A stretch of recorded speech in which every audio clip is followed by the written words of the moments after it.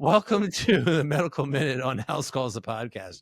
We've got a letter this week from a guy named Phil in Connecticut. Phil wants to know, as I'm getting older in age, I'm getting a lot of more aches and pains. What's the best way to get better from these? Is it ice or is it heat? Thanks, longtime listener. Look forward to hearing from you. So that is a great question, and it's something that I get in the office all the time.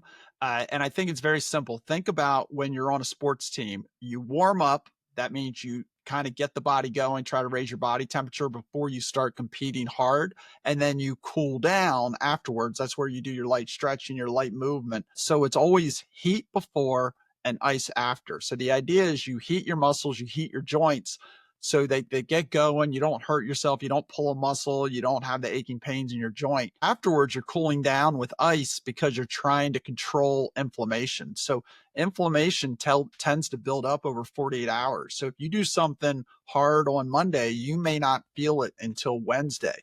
And then when you have an injury, you want to ice it down to control that inflammation. And if you don't get too swollen, that will help you heal faster. Now, inflammation is a part of healing, so you don't want to overdo it, but it'll calm down some of that swelling. But if you're not really having pain or a ton of swelling, you don't have to keep icing.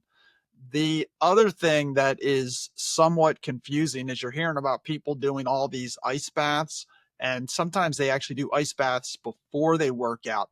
That has more to do with their core temperature, and they're younger people, and they are still slowly warming up before they work out. So they're not going ice cold into their big stretches or their big competition. They still try to warm up their muscles and stretch them out a little bit.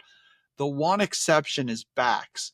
I very rarely ever recommend icing your back.